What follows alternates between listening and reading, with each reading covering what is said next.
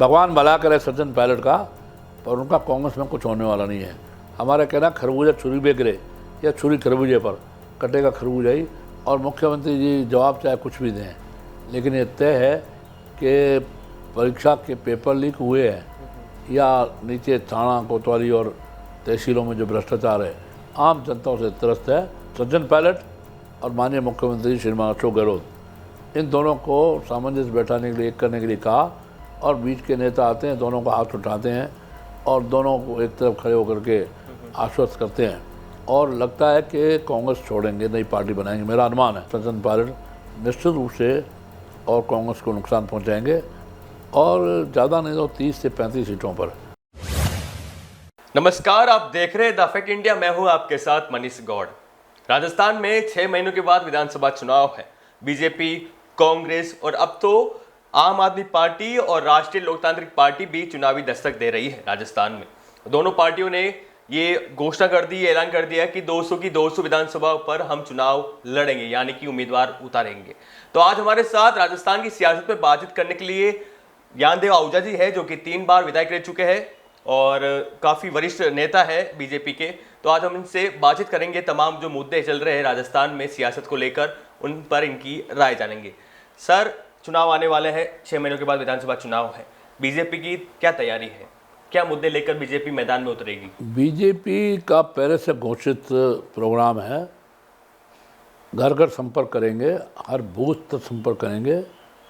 हमारे बूथ केंद्र के जो अध्यक्ष हैं और कार्यकारिणी हैं बहुत सशक्त है, और उसके साथ के शक्ति केंद्र हैं, फिर मंडल की कार्यकारिणी मंडल हैं, मोर्चा और प्रकोष्ठ के हमारे कार्यकर्ता घर घर संपर्क करेंगे, और कमल के फूल को कैसे खिलाना है इसके बारे में पार्टी की सारी रणनीति को बताएंगे। भविष्य में हम क्या करने वाले हैं, बिना किसी पर आरोप लगाए, माननीय मोदी जी लगातार जितना सक्रिय हैं, राष्ट्रीय प्रोग्राम जितने हुए, जितनी योजनाएं बनी हैं, उन योजनाओं को तो बताएंगे, और भविष्य में क्या करेंगे इसके बारे में भी कार्यकर्ता घर घर को संपर्क करेंगे। खास करके पीड़ित, अति पीड़ित, अनुसूचित जाति, जनजाति और युवा और महिलाओं पर फोकस रहेगा। पुरुषों तक समाचार लगातार पहुंच जाता है, लेकिन घर में बैठी हुई महिला, माता बहन और हमारे जो पिछड़ा, अति पिछड़ा लोग हैं, उन तक समाचार कम पहुंचते हैं। इसलिए उन लोगों को कन्विंस करना और पार्टी की भावी योजना बताना, जो किया है हमने, और जिस ढंग से हमने सत्ता में न रहते हुए भी सेवा की है। पूरा कोरोना काल भारतीय जनता पार्टी के कार्यकर्ताओं ने और गांव-गांव में शिविर लगाए हैं, कस्बों में, शहरों में, और पूरी सेवा की है। उस योजना को और उस सेवा को बताएं। शिविर तो कांग्रेस पार्टी के मुख्यमंत्री भी लगवा रहे हैं। राजस्थान के हर जिले में महंगाई राहत कैंप, वहाँ पे उनके द्वारा कहा जा रहा है कि हम जो लोग हैं उन्हें हम सुविधाएं देंगे, जो योजना चली जा रही है। मैं माननीय मुख्यमंत्री जी का, अशोक गहलोत साहब का सम्मान करता हूँ, परंतु ये उस विद्यार्थी की तरह हैं, पूरा साल भर पढ़ाई की नहीं, परीक्षा के अंतिम दिन रात और जग कर पढ़ते हैं तो रिजल्ट नहीं आता, परसेंटेज नहीं आती। इन्होंने 4 साल जनता की आंखों में धूल झोंका, और अब भी कानून व्यवस्था इनके कंट्रोल में नहीं है। मैं कटाक्ष किसी पुलिस ऑफिसर को नहीं करूँगा, और किसी पुलिस ऑफिसर से मेरी बात वो भी नहीं बताऊँगा नाम लेकर के, लेकिन ये तय है कि पुलिस के एक बड़े अफसर ने माना कि कानून व्यवस्था हमारे कंट्रोल में नहीं है। कई तरह की गैंग यहाँ काम कर रहे हैं, जो बिहार, यूपी और हरियाणा में थे कभी, और वो गैंग जो हैं वो विधायकों को धमका रहे हैं, व्यापारियों को धमका रहे हैं, उद्योगपतियों को धमका रहे हैं, माइंस को धमका रहे हैं।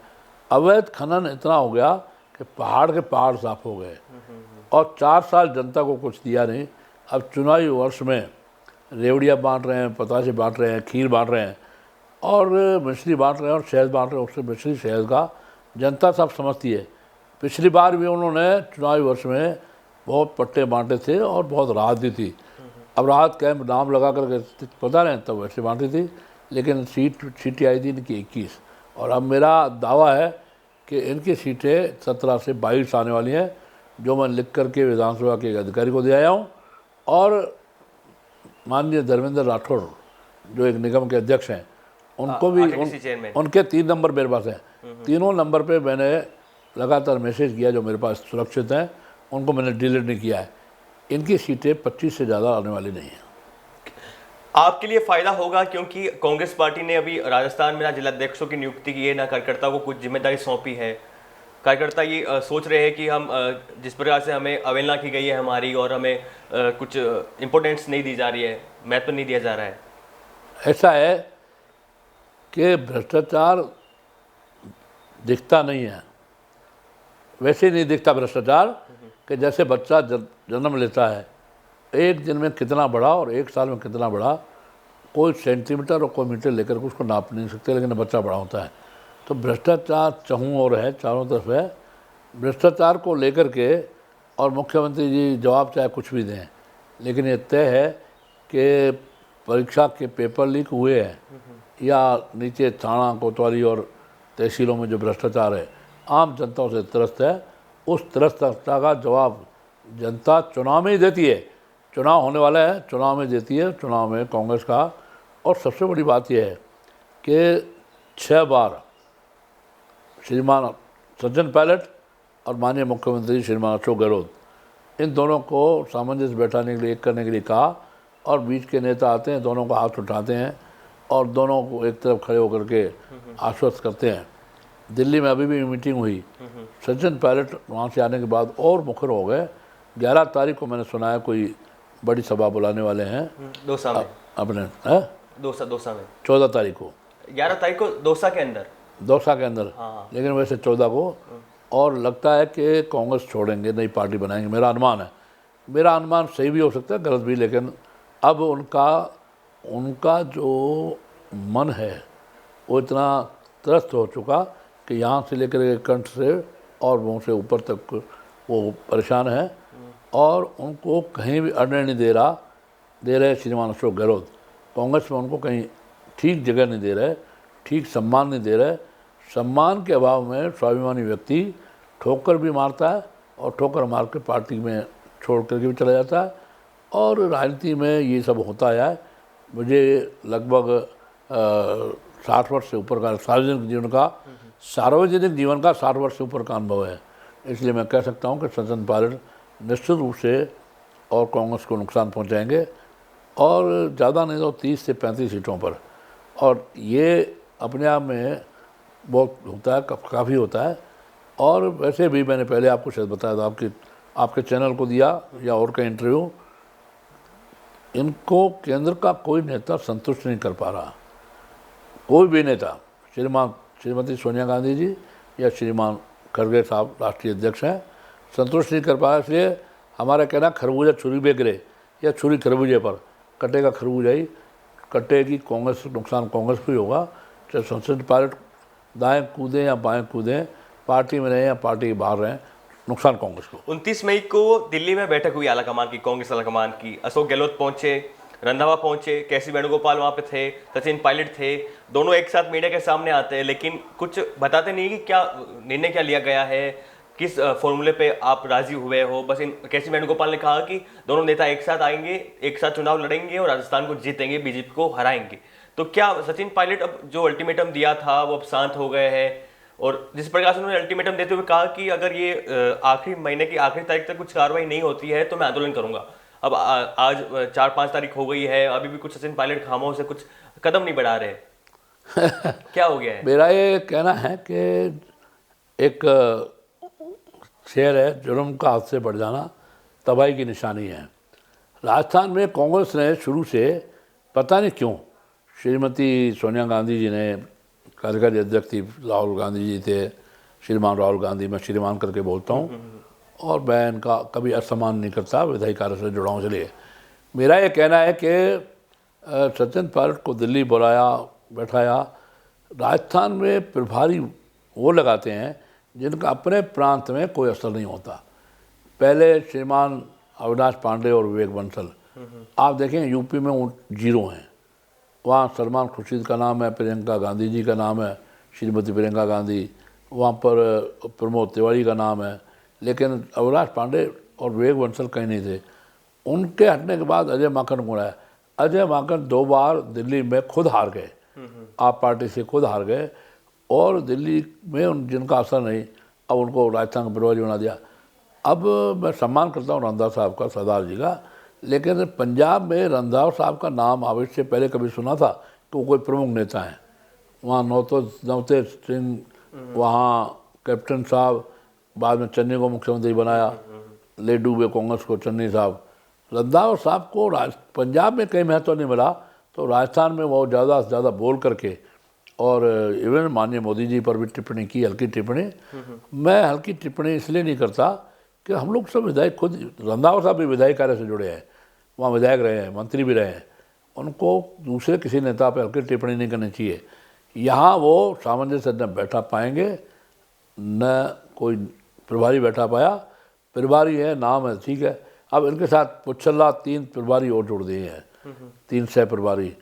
उस 3 सह प्रभारियों का बहुत स्टेटमेंट तो आते हैं, लेकिन उनका अपने अपने प्रांत में अपनी अपनी जगह कहीं कोई महत्व नहीं है। क्या लगता है कि सचिन पायलट को कैंपेन कमेटी का अध्यक्ष बनाया जा सकता है? मतलब उनको सौंपी जा सकती है जिम्मेदारी, या प्रदेश अध्यक्ष बनाया जा सकता है? जो मतलब सियासी गलियारों में खबरें उड़ रही है ऐसी कि सचिन पायलट को कोई जिम्मेदारी सौंपी जा सकती है, तभी वो शांत हो गए हैं, कुछ बोल नहीं रहे ज़्यादा। अब श्रीमान सचिन पायलट को कुछ भी बना दें, वातावरण तो प्रदेश में कांग्रेस का खराब हो गया और पूरी तरह से मिट्टी पलीद मिट्टी वलीद हो गई। मैं कांग्रेस से कह रहा हूँ, व्यक्ति के लिए नहीं कह रहा हूँ। कांग्रेस पार्टी का सुपड़ा साफ होने वाला है राजस्थान में। उनसे ज़्यादा सीधे से हमारा श्रीमान हनुमान बेनीवाल RLP ले आए, ये पोषण होने वाली है। हनुमान बेनीवाल आपके संपर्क में है? क्योंकि पहले हमने आपसे बातचीत की थी, तो आपने कहा था कि देखिए वो मुझे श्रीमान हनुमान बेनीवाल मुझे चाचा जी कहते हैं, मेरे भतीजे के साथ पढ़े हैं, विधानसभा में मेरा बहुत सम्मान करते थे। अब उन्होंने नई पार्टी बनाई है, नई पार्टी बना करके बड़ी ताकत लगा रहे हैं, लेकिन एक कास्ट के भरोसे कोई भी सत्ता पे काबिल नहीं हो सकता। आप कुछ गिनी चुनी सीटें ला सकते हैं, लेकिन एक कास्ट के भरोसे सचिन पायलट साहब गुजरों के भरोसे और श्रीमान हनुमान बेनीवाल जाट शक्ति के भरोसे, जाटों में 5 खाप है, 5 खेप है। प्रांतीय अध्यक्ष श्रीमान राजाराम मील है, कहीं रामेश्वर डूडी और नोडला साहब का असर है, कहीं दिव्या मदरणा परिवार को डील कर रही है, और बड़ी शक्ति जाटों में, बड़ी शक्ति हमारे डॉक्टर सतीश पूनिया जी हैं, वो अपने आप में बड़ी शक्ति हैं, प्रदेश अध्यक्ष रहे हैं, और जाट उनकी तरफ आशा की किरण से देख रहे हैं कि उनको कहीं कुछ प्रमुख जगह देंगे। इसलिए कहने की ज़रूरत नहीं है कि सिर्फ जाट के भरोसे, सिर्फ गुजर के भरोसे, सिर्फ वैश्य या ब्राह्मण के भरोसे कोई नेतागिरी करेगा तो फैल जाएगा। इसलिए दोनों नेता सचिन पायलट, हनुमान बेनीवाल, अपने एक कास्ट पर भरोसा करना है। हनुमान बेनीवाल निश्चित क्रांतिकारी अच्छे हैं और मास लीडर हैं, लेकिन जाटों से आगे बढ़ कर के, जैसे चौधरी चरण सिंह जी, स्वर्गीय चौधरी चरण सिंह जी के बारे में कहा गया कि यूपी से आगे सोचा नहीं और जाट से आगे सोचा नहीं, यूपी से आगे बढ़े नहीं, वैसे हनुमान बेनीवाल नागौर के इर्द गिर्द सीमित रह जाएंगे वहाँ तक। नागौर के इर्द गिर्द सिमट के रह जाएंगे, जहाँ जाटों का बहुल एरिया है, क्षेत्र है। सचिन पायलट क्या गुजरों की राजनीति करते हैं? गुजरों में ज़्यादा प्रभाव उनका? गुजरों ने राजस्थान में 2018 में इनके नाम पर बहुत आशा की किरण रखी, लेकिन ज्यों इनका प्रभाव कम होता गया कांग्रेस में, त्यों गुजर इनसे दूर होते जा रहे हैं। अब गुजर बीजेपी में काफ़ी प्रभावी तरीके से हैं, और यहाँ तक कि महत्व दिया हम लोगों ने श्रीमान विजय बैंसला को, जो डॉक्टर करोड़लाल बैंसला स्वर्गीय, जिन्होंने गुजरों का बड़ा आंदोलन लिया, उनके सुपुत्र हैं वो, उनको हमने मंच पे बैठाया है। विजय बैंसला का असर आज के समय में श्रीमान सचिन पायलट से गुजरों में कहीं ज़्यादा है। बैंसला का ज़्यादा है सचिन पायलट से? तो क्या लगता है कि मुख्यमंत्री किसको बनाएगा बीजेपी आला कमान? क्योंकि अभी अजमेर में बैठे मोदी जी आए थे वहाँ पे प्रचार करने के लिए, सभा को संबोधित किया, वहाँ पे वसुंधरा राजे नज़दीक बैठी थी उनके। देखिए, मुख्यमंत्री के बराबर बनने के योग्य हमारे यहाँ बहुत लोग हैं, लेकिन नाम तय करेंगे माननीय मोदी जी, ये बिल्कुल तय है। और पार्टी में एक समय में भगवान श्री राम एक थे, भगवान श्री कृष्ण एक थे। कई बार लोग कहते हैं, मुझे मिलते हैं कार्यकर्ता, भाई साहब मैं अकेला हूँ क्या करूँ, तो तो पंजाबी में कहावत है, चोर और लाठी दो जने, लाठी कोई व्यक्ति नहीं होता, तो एक कहावत है कि कोई पिटा और लुटा परिवार। तो उनसे पूछा क्या बात है, तुमने मुकाबला नहीं किया, तुम चाचा और तुम थे। बोले की करिए, चोर तो लाठी दू जने, चोर और लाठी दो जने, मैं तो चाचा कले, मैं और चाचा अकेले अकेले थे, चोर और लाठी दो जने थे। तो ये स्थिति इस समय पैदा हो रही है। मुख्यमंत्री की दावेदारी हमारे यहाँ कोई करेगा नहीं। मुख्यमंत्री का विधायक दल में नाम तय होगा, क्योंकि कांग्रेस पार्टी आप बीजेपी पर हमला साध रही है, क्योंकि इनमें 10 जने तो मुख्यमंत्री की दावेदारी कर रहे हैं। बीजेपी पार्टी में कौन मुख्यमंत्री बनेगा? किसने दावेदारी की है? कांग्रेस का कोई नेता, जिम्मेदार नेता, ये जिम्मेदारों की बात मैं नहीं करता, जिम्मेदार एक भी कांग्रेस का नेता ये बता दे कि हमारे यहाँ मुख्यमंत्री की दावेदारी किसने की है। हाँ है बहुत, उस पहुँच के उस योग्यता के बराबर, मुख्यमंत्री की योग्यता के बराबर बहुत लोग हैं, 8, 10, 15 लोग हैं, लेकिन मुख्यमंत्री की दावेदारी किसने की है कि मुझे मुख्यमंत्री बनाया जाए। इन दिनों तो श्रीमती वसुंधरा राजे ने भी दावेदारी नहीं की कि मुझे ही मुख्यमंत्री बनाया जाए। अपने अपने ढंग से काम कर रहे हैं, व्यक्ति काम करता है, अपने अपने ढंग से सोचता है, चलता है, लेकिन भगवान श्री कृष्ण को क्या कहेंगे आप? 5 पांडवों में उन्होंने अर्जुन को महत्व दिया, तो जो खास उनकी प्रेम था अर्जुन के साथ, जो भी, लेकिन जो व्यक्ति महत्व पा जाएगा, 5 पांडव या 11 पांडव आज के टाइम में मुख्यमंत्री के दावेदार हैं, उनमें जो अधिक योग्यता पा जाएगा, मोदी जी उनके सिर पे हाथ रख देंगे और विधायक दल भी उनको चुन लेगा, लोकतांत्रिक तरीके से मुख्यमंत्री बनेंगे। अभी कोई मुख्यमंत्री की दावेदारी नहीं कर रहा बीजेपी में। कांग्रेस वाले कह रहे हैं वो विरोधी है, विरोधी कुछ भी कर सकता है, विरोधी कुछ भी कर सकता है, कहीं भी कर सकता है। आपका क्या मानना? आपकी मैंने देखा है, आप नोटिस किया, आप जो बोलते हो वो हो जाता है, भविष्यवाणी आप करते हो, अंदाजा लगाते हो, सटीक बैठता है। आपको क्या लगता है? अभी बहुत जल्दबाजी होगा ये कह रहा, अभी विधानसभा चुनाव घोषित भी नहीं हुए और आचार संहिता भी नहीं लगी। और आचार संहिता के बारे में एक और बात बता दें, मुख्यमंत्री जी जितनी घोषणाएं कर रहे हैं, आचार संहिता के बाद वो लागू होने वाली नहीं है। आचार संहिता के बाद पाबंदी लग जाएगी। बड़ी बड़ी घोषणा कर रहे हैं, बड़े बड़े राहत कैंप लगा रहे हैं। अब उन राहत कैंपों में कितनों को क्या मिल रहा है, कि क्या होने वाला है, और घोषणाएं तो बहुत बड़ी करने के बाद उनको लगता है इस बार शायद मैं दोबारा मुख्यमंत्री बन नहीं पाऊँगा। भले वो कहते हैं कांग्रेस रिटर्न करेगी, कांग्रेस वापस आएगी, लेकिन लगता है मुख्यमंत्री नहीं बन पाऊँगा, इसलिए बड़ी बड़ी घोषणा कर रहे हैं। अब जो मुख्यमंत्री आएगा और वो दुख पाएगा। ये फ्री रेवड़ियाँ बांटने वाला जो काम कर रहे हैं, उसका नुकसान खुद कांग्रेस को ही होने वाला है। तो क्या लगता है कि आलाकमान, जो कांग्रेस का आलाकमान है, वो ऐसा लग रहा है, नजर आ रहा है कि अशोक गहलोत के प्रति ज़्यादा उनको लेकर ज़्यादा सीरियस है, क्योंकि उन्हीं को प्रोजेक्ट किया जाएगा मुख्यमंत्री के लिए। तो सचिन पायलट का पैसा है, पैसा, बहु धन है माननीय अशोक गहलोत के पास। कहाँ से आया, कैसा आया, मैं नहीं बोलूँगा, क्यों ये कहने के बाद ईडी और सीबीआई मेरे से पूछेगी कि आप बताइए क्या सोच से अशोक गहलोत साहब के जो आपने घोषणा की है।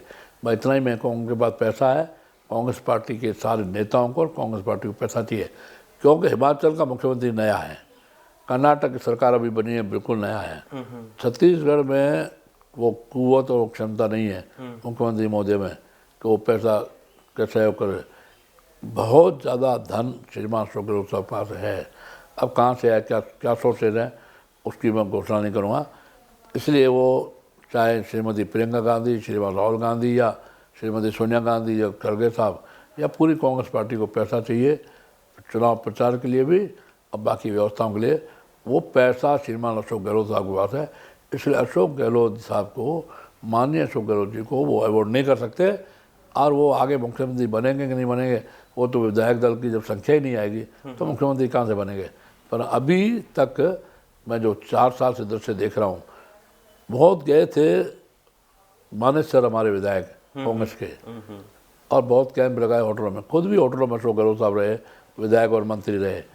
तब से लेकर के इनका 4.5 साल से जो संघर्ष चल रहा है, 4 साल से चल रहा है, 3 साल 2 साल, ये अब इन्होंने घोषणा की थी बड़ी, मैं गड़बड़ियाँ और भ्रष्टाचार बता रहा हूँ।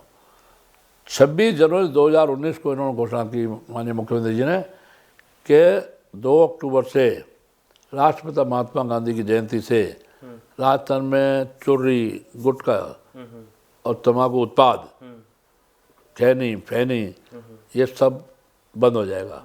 26 जनवरी 19, 20, 21, 22 और 23, अब आगे कुछ समय बचा नहीं है। अभी तक चोरी घोटाला बंद नहीं हुआ। मैं एक शब्द हल्का बोलूँगा, वो शर्म नहीं आती इनको, बेहयाई दिखाई, समाजवादी और अपने आप में गांधी को नाम लेकर गांधीवादी मुख्यमंत्री बनते हैं। शराब पर आज तक प्रतिबंध लगाया और शराब की दुकानें 8 बजे बाद नहीं खुलेंगे। आप देखेंगे तो रात को 10, 11, 12 बजे तक मैं जब जाता हूँ तो रास्ते में पड़ने वाली दुकानें, अलवर जाता हूँ या कहीं भी जाता हूँ, अभी मैं श्री गंगानगर रुके आया हूँ, और एक ठेकेदार ने अपनी 10-10 दुकानें खोल ली। कोई आपका विभाग का चेकअप नहीं है, कोई डिपार्टमेंट की कार्रवाई नहीं है, और शराब ऐसे बिक रही है, और शराब अब सस्ते दामों में देंगे, ये भी बड़े बड़े बोर्ड लगे हुए हैं।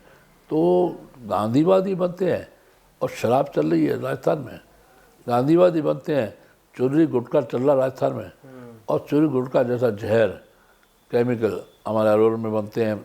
शुरुआत अलवर से हुई, विमल गुटखा है, चोरी गुटखा, मामा गुटखा है, जयंती। अब सारे देश के चोरी गुटखा वालों ने क्या दिया कांग्रेस को या माननीय मुख्यमंत्री जी को, इसका हिसाब भी हम सत्ता में जब आएंगे तब मांगेंगे। झूठी घोषणाएं करना और गपबाजी करना और ये दे दूंगा वो दे दूंगा ऐसा, लेकिन पहले आप शराब पर तो प्रतिबंध लगाइए। एक श्रीमती पूजा छाबड़ा है, शराब के खिलाफ आंदोलन चलाया, इन्होंने उनको बिहार का और गुजरात की स्टडी करने के लिए भेजा। क्यों भेजा? जब आपको शराब पर प्रतिबंध नहीं लगाना था, शराब पर आपको उनको स्थगन नहीं लगाना था, तो उनको श्रीमती पूजा छाबड़ा को बेवकूफ़ क्यों बनाया? उनको भेजा बिहार और गुजरात का स्टडी करो, या पत्रकार आप जानते हैं। तो ये गांधीवादी बन करके कपड़े खादी के पहनना सिर्फ ये गांधीवाद नहीं है। शराब के खिलाफ थे महात्मा गांधी जी, और ये चोरी गुटखा दुनिया में एक जहर, और इसके कारण कैंसर, इसके कारण टीबी, इसका आपका कहना है कि गहलोत काम अच्छे से नहीं कर रहे, क्योंकि राजस्थान में गृह मंत्री भी वो खुद ही है, खुद ही संभालते हैं राजस्थान में जो कुछ होता है, होम मिनिस्टर खुद ही है। और जिस प्रकार से देखते हैं कि राजस्थान में अपराध बढ़ रहा है और शोषण हो रहा है, खबरें आती है, बलात्कार हो जाते हैं, तो क्या वो अपनी जिम्मेदारी निभाने 8 साल से लेकर के 80 साल, 8 साल की बच्ची और 80 साल की बुढ़िया तक के बलात्कार हुए हैं।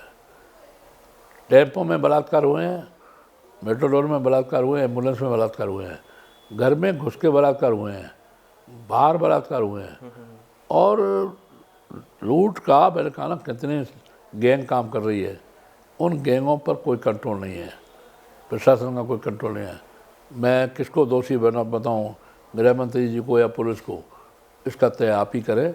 लेकिन जनता में कानून व्यवस्था के कारण बहुत रोष है, और जनता भारतीय जनता पार्टी का निश्चित साथ देगी, और भारतीय जनता पार्टी की सीटें 150 से ज़्यादा आने वाली हैं, 150 से 170 के बीच में।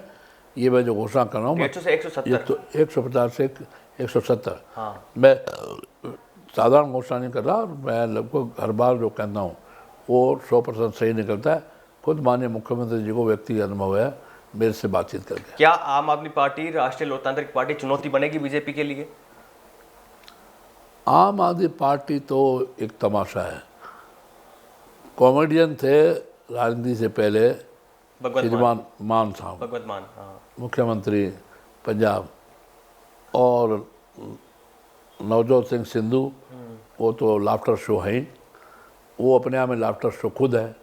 वो लाफ्टर शो देखते हैं और बजाओ ताली, लेकिन वो लाफ्टर शो खुद है कांग्रेस में। और श्रीमान मान साहब अब बड़े बड़े विज्ञापन दे रहे हैं, और टीवी चैनलों में भी, अखबारों में, और श्रीमान गहलोत साहब के बड़े बड़े विज्ञापन, होर्डिंग्स लग रहे हैं पूरे शहर में, देखो आप, होर्डिंग्स लग रहे हैं, अखबार में, न्यूज़पेपर में आ रहे हैं। इससे कुछ होने वाला नहीं है, इससे जनता सब समझती है। ये पब्लिक है, सब जानती है ये पब्लिक है। और 2023 में विधानसभा और फिर लोकसभा में निर्णय हो जाएगा, जनता तय कर देगी क्या करना है क्या नहीं करना है। आपसे अंतिम सवाल पूछना चाहूंगा कि सचिन पायलट का अब क्या कदम रहेगा? क्या लगता है आपको सचिन पायलट, क्योंकि आप काफ़ी राजनीति में काफ़ी साल हो गए आपको। भगवान भला करे सचिन पायलट का, पर उनका कांग्रेस में कुछ होने वाला नहीं है। कांग्रेस छोड़ करके दूसरी पार्टी में जाएंगे या नई पार्टी बनाएंगे, मुझे लग रहा है इस जून महीने में निर्णय हो जाएगा। बीजेपी में तो आने से रहे वो, बीजेपी में तो आएंगे नहीं। अब शायद बीजेपी उनको लेगी भी नहीं, वो समय निकल गया, उस समय निकल गया, टाइम बार हो गया। अब भारतीय जनता पार्टी शायद उनको लेगी भी नहीं अगर आना चाहेंगे। और कांग्रेस में भी इस बात के लिए लड़ रहे हैं कि मुझे सम्मानजनक पद पे बैठाया जाए। और बीजेपी में अब वो जगह नहीं बची कि उनको कोई सम्मानजनक पद दे के और बीजेपी में लाएं। व्यक्ति बढ़िया है, अच्छे लड़के हैं, जवान है, और आरोप लगा रहे हैं नौजवानों को सत्ता में आगे किया जाए, और आरोप लगा रहे हैं बाकी नेताओं पर, और ये जो पेपर लीक हुआ उस पर भी। क्या सचिन पायलट के 3 जो आरोप लगाए वो सच है, सही है? अब उन्होंने कहाँ कैसे आरोप लगाए हैं वो सही है ये मैं नहीं कह सकता। तो ये हमारे साथ थे ज्ञानदेव आहूजा जी, जिन्होंने कहा कि जो अशोक गहलोत है वो अपना काम जो ढंग से नहीं कर रहे हैं, वो रेवड़ियाँ बांट रहे हैं, जैसे जैसे चुनाव नज़दीक आ रहे हैं। लेकिन प्रदेश की जनता समझ चुकी है और भारतीय जनता पार्टी बहुमत में आएगी। वहीं आम आदमी पार्टी के लिए बोला कि ये तमाशा है, और राष्ट्रीय लोकतांत्रिक पार्टी के लिए बोला कि केवल जो जाट बहुल क्षेत्र है वहाँ तक सीमित है, वहीं पे उनका दबदबा है। तो हमारे साथ जुड़ने के लिए बहुत बहुत धन्यवाद सर, आपका समय देने के लिए। आखिरी जी सर। देखिए, जाट बाहुल्य क्षेत्र में हनुमान बेनीवाल है, हमारा कैंडिडेट भी वहाँ जाट होगा। एससी सीटों पर हमारा कैंडिडेट भी SC/ST हुआ। अब SC सीट पर हमारा कैंडिडेट होगा, कांग्रेस का भी SC होगा क्योंकि रिजर्व सीट है। तो हमारे को अगर 25-30%, 40% भी SC बंधुओं ने सपोर्ट कर दिया, बाकी बड़ी बड़ी कास्ट हमारे साथ है। और छोटी कास्ट में कुम्हार, खाती, सुनार, लोहार, नाई, सपेरा, बाबा, जोगी, ये सब जातियाँ ऑलरेडी बीजेपी की सपोर्ट में हैं, बीजेपी को चाहने वाली है। इसलिए हमको कहीं न SC सीट पे घाटा, न ST सीट पे, और न इनकी जाटों सीटों पर, न गुर्जर सीट पर। बीजेपी अपना अस्तित्व बिल्कुल अलग रखती है, उस अस्तित्व में बीजेपी आगे आएगी, निश्चित रूप से बहुमत लाएगी आखिर में। जय हिंद। तो ये हमारे साथ थे ज्ञानदेव आहूजा जो 3 बार विधायक रह चुके हैं और काफ़ी सालों से राजनीति में एक्टिव है, सक्रिय है। तो आप बने रहिए हमारे साथ और देखते रहिए द फैक्ट इंडिया। नमस्कार।